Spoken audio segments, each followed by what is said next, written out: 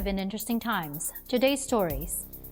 United Nations chief urges action to avert climate change catastrophe. Indonesia returns 49 containers of plastic waste to Europe and the US. Canada takes garbage back from Philippines, ending a long dispute. Monsoon rains soak India's financial capital.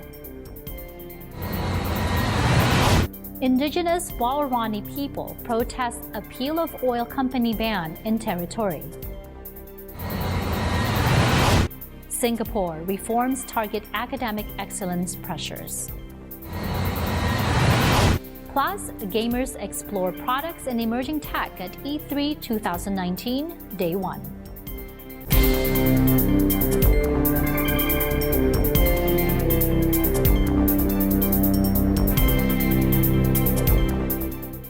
Hello everyone, I'm Anna Kui, bringing you stories from around the globe. And this is Eagle News, broadcasting from Las Vegas.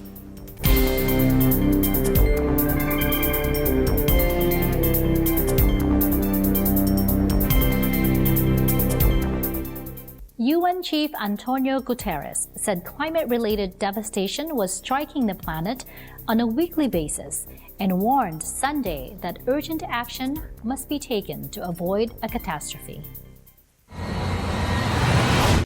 We are here because the world is facing a grave climate emergency. Climate disruption is happening now. And it is happening to all of us. It is progressing even faster than the world's top scientists have predicted. And it is outpacing our efforts to address it. Climate change is running faster than what we are. Guterres said every week brings new climate-related devastation: floods, drought, heat waves, wildfires, and superstorms. He warned the situation would only deteriorate unless we act now with ambition and urgency. But some of the world's decision makers still did not realize the dangers. The UN chief held out hope in the Paris Agreement to cut harmful emissions and reduce global warming. But we know that even if the promises of Paris are fully met, we still face at least a 3-degree temperature rise by the end of the century, a catastrophe for life as we know it. He was convening the Climate Action Summit because many countries were not even keeping pace with their promises under the Paris Agreement. Under the Paris Agreement, the world is required to keep temperature rise under 2 degrees Celsius by the end of the century. Dozens of shipping containers full of waste will be returned from Indonesia to France and other developed countries as Southeast Asian nations increasingly reject serving as dumping grounds for international trash. According to custom officials on Batam Island, the 49 containers were loaded with a combination of garbage, plastic waste, and hazardous materials in violation of import rules. Ada botol yang seperti ada minyaknya, nah itu yang kita lihat, baunya menyengat, nah itu kan patut dicurigai. Begitu dibuka kontainernya bau, nah tapi kan tidak semua. Iya. Ya. Yang ada beberapa yang memenuhi kriteria, ada yang tidak memenuhi kriteria. Yang memenuhi kriteria maka kita akan rilis, bisa dilanjutkan untuk proses selanjutnya. Yang tidak memenuhi kriteria kita akan proses lebih lanjut. Cabot said the waste came from the United States, Australia, France, Germany, and Hong Kong. Last month, Jakarta returned 5 containers of rubbish to the U.S., joining a chorus of Southeast Asian nations that are increasingly unhappy about being used as a dumping ground for trash from Western countries. China's decision in 2018 to ban imports of foreign plastic waste threw global recycling into chaos, leaving developed nations struggling to find places to send their waste. Huge quantities of rubbish have since been redirected to Southeast Asia. In May, neighboring Malaysia vowed to ship back hundreds of tons of plastic waste to where it came from. Meanwhile, the Philippines returned about 69 containers of rubbish back to Canada last month, putting an end to a diplomatic row between the two countries. Tons of Canadian garbage left in the Philippines for years arrived back home Saturday, putting an end to a festering diplomatic row that highlighted how Asian nations have grown tired of being the world's trash dump. Local officials said the trash would be incinerated at a waste-to-energy facility. The conflict dates back to 2013 and 2014 when a Canadian company shipped containers mislabeled as recyclable plastics to the Philippines. The shipment actually contained a mixture of paper, plastics, electronics, and household waste, including kitchen trash and diapers, even though Philippine law prohibits imports of mixed plastics and household trash. Some of the waste was disposed of in the Philippines, but much of it stewed in local ports for years.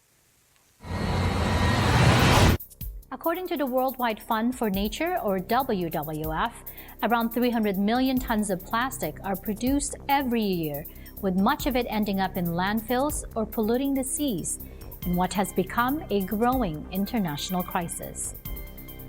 Coming up, monsoon rains soak India's financial capital. Indigenous Waorani people protest appeal of oil company ban in territory. Singapore reforms target academic excellence pressures.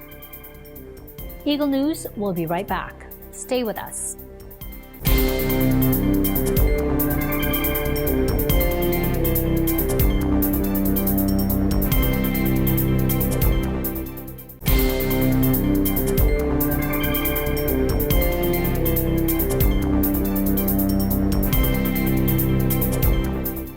Welcome back. You're watching Eagle News.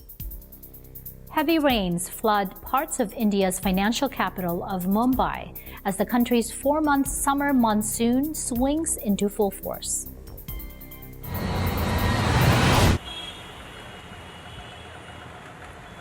It's flooding. People don't know where the gutters are, right? So they can go down into the gutters and can harm themselves. It's raining very heavily. People should take care of it.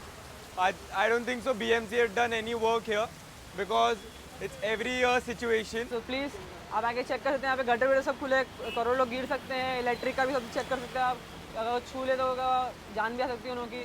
पाणी दर्यासारखं निघालं आहे. दर्याचे मोजे उडतात तसे उडलाय मोजे. भरपूर traffic असून सुद्धा खाडे तिडे भरपूर आहेत.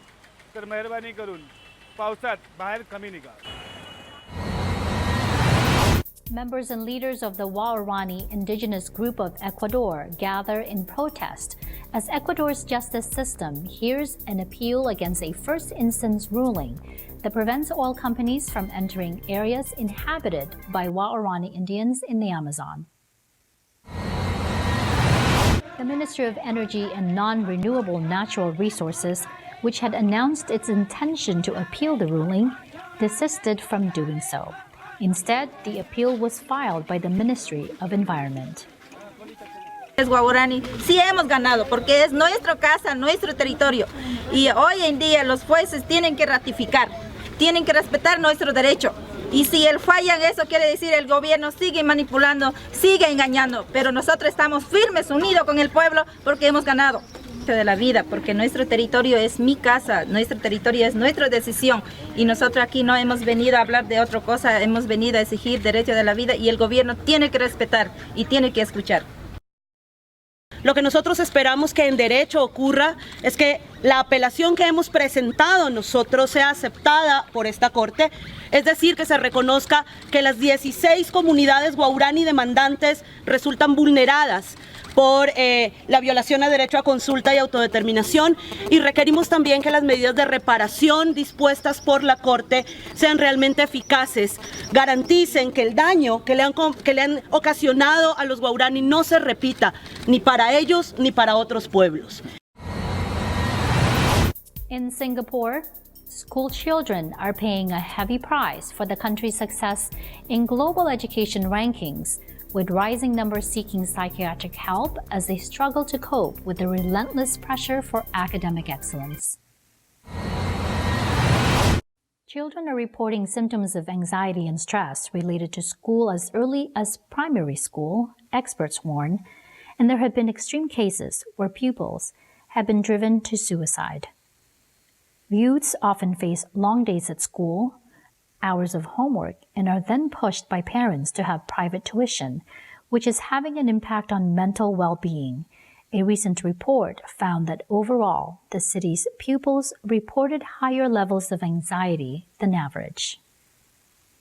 Even though you're replacing streaming with banding, the fact remains that the choices you make, the bands that you are placed in, will inevitably have consequences for your progression to post-secondary education. It won't be easy to change these well-entrenched attitudes and behaviors in Singapore, and beliefs as well.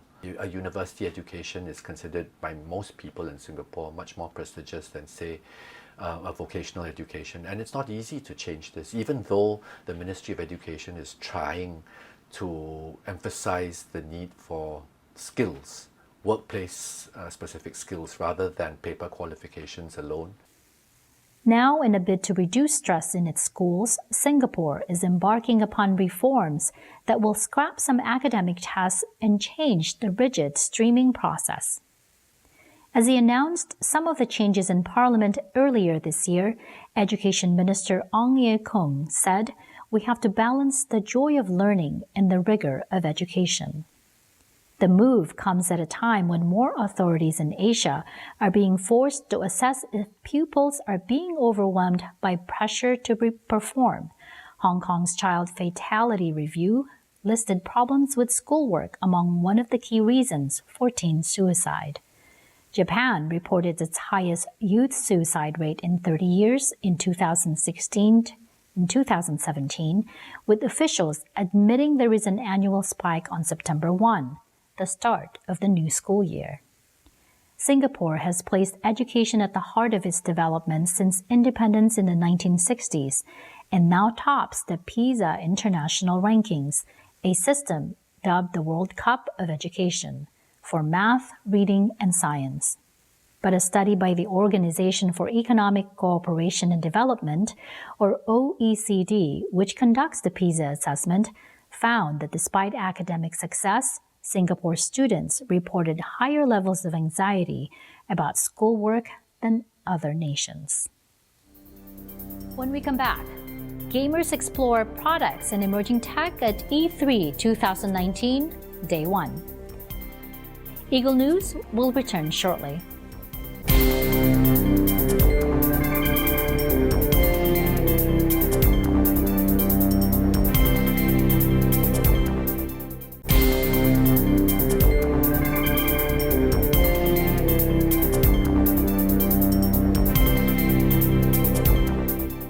This is Eagle News. I'm Anna Kui. Our Los Angeles bureau was up to the challenge of covering one of the country's largest conventions, E3, where droves of enthusiasts from all over the world gather at this mecca for all things video games. Eagle News once more storms the shores of the world's biggest video game expo of the year, E3. It'll be a daunting challenge running the gamut of exhibitors, products, and emerging tech at the Los Angeles Convention Center, but I accept the challenge. Needless to say, this will be my most daring single-player solo adventure ever.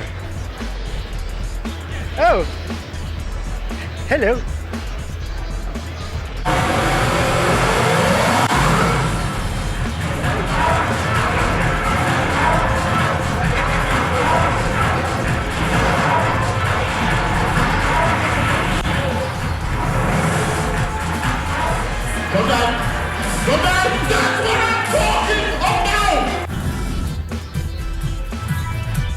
Our 3-day coverage of E3 will be a blend of video game news and at times seemingly unrelated stories. You'll see what we mean. But to start things off, we decided to take a look at those peripherals and accessories that enhance the gaming experience and give the edge to serious competitors. First up, PC gaming. We're showcasing Lexip's space controller. This space peripheral, this space controller, is meant to be played with space games and city building games. You can entirely tilt it forward, backward, and side to side, and using the little joystick on the side, piloting the space throttle of the engine and the left-right axis of the ship, right?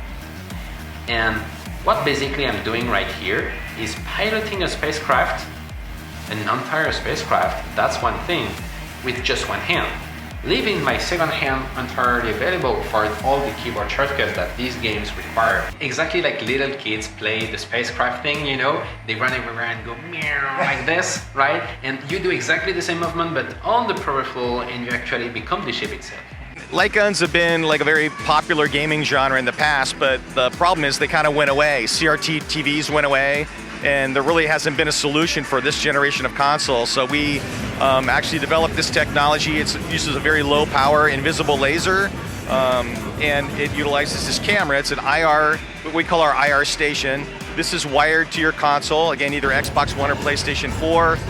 It knows exactly where you're pointing with this invisible laser as you point it at the screen. So very, very precise, no lag, to really kind of reinvent, you know, light gun gaming and bring it to the new consoles. The Xbox Wireless Elite Controller Series 2. It's our second iteration of our Elite controller. What we've got is, we've got a controller where we've got rubberized grips around the bottom and the top of the controller. What that does is it gives you a nice, firm and comfortable way to hold the controller. It also allows for different styles of holding the controller, which is nice. 3 positions for our triggers, which is great because it gives you options based on the games. Maybe you want the full stroke for a racing game, but maybe the really short one for a first-person shooter. New this year, we introduced the ability to change the tension of the thumbsticks themselves. We offer 3 positions, a high, a medium, and a low. And what that does is it just gives the gamer more options to play the way that they want to play and give them more control. Proximat is, we like to call it the mouse pad for virtual reality. It's a mat made out of anti-fatigue material, made for working with the built-in chaperone system in the virtual reality headsets to keep you centered within your VR space, to keep you safe, to keep you comfy. This gives you the feeling underneath your feet so you know when you're stepping out of your space. It's easy to ignore the visuals, but it's real hard to ignore something you can feel. There's 2 things Technisport does the other chair companies really don't do. And again, starting with that is the steel frame. So they're backed by a lifetime warranty. So if by some accident you did manage to break a steel chair, you get another one. The other thing they do is every single color that you see here is tied to a charity. And that charity offers 3% towards whatever it is, depending on the sale of the chair. So for example, this chair right here would be going to Alzheimer's research because it's gray and black. Cancer's riddled my family, so it's a very important cause to me. So I always support the pink chairs for breast cancer. Thunder Gaming is actually one of our sponsors, so they decided that our chair was this chair that they wanted to support, and they offer them in their arenas. And this is Esports Arena. They have hundreds of our chairs, and they have several locations throughout the Midwest. A good controller or gaming chair can certainly help make the difference between almost winning and completely dominating your opponent. In games, of course, such as Borderlands at its core has always been a co-op experience that we really wanted people to be able to engage and play with their friends or play with people online. You know, we have couch co-op. We still have that in Borderlands 3 because it's always been important since day one in the franchise. So there's a multitude of ways that we're doing that in the new entry. If you saw the theater presentation, you got to see we're allowing people to kind of send items through the mail system now. So if you find something really cool or something that somebody that you know, a friend of yours might enjoy, you can send it to them. Would there be any chance of them sending something to their buddy that they may not appreciate? Well, hopefully there's nothing in the game that people don't like, right? But yeah, you can send whatever. You know, that goes with grenades and different like shields and things like that too. So maybe if there is one that has some type of debuff on it or some type of dynamic change that can happen if you do a thing, then you can kind of stick it in there and maybe it'll get past them. They'll be like, oh yeah, there's a lot of health on this. Oh, but it explodes and hurts me whenever it happens, or something like that. We want to make sure that people can play literally any way that they want to. They can make their Vault Hunters the way that they want. They can style them and customize them the way that they want, and they can play solo or cooperatively, and it still works just as good. After opening E3 with a ceremonial ribbon cutting, Mayor Eric Garcetti spoke with Eagle News about his thoughts on how the future of video gaming could positively impact Los Angeles. We are so excited to have E3 here. It's our 20th time hosting. This is the center, not only of video gaming, but of esports in the world. And this is our biggest convention of the year. We love opening up LA. We've got engineers, we've got companies, we've got jobs, we've got players, we've got now competitors. And because the Olympics are coming, we hope to maybe see in the future esports can be a part of a worldwide federation, maybe even be in the Olympics. In keeping with today's theme of peripherals, I decide to hide in the corner of my co-reporter's field of vision to do the closing all by myself. Oh, hello. Hello. And goodbye for now to our Eagle News viewers. But don't worry, this farewell is only temporary because our exploration of the Electronic Entertainment Expo is far from done. Reporting from the Los Angeles Convention Center at E3, Day 1. This is Eva and Alan for Eagle News, and we are 1 with 25.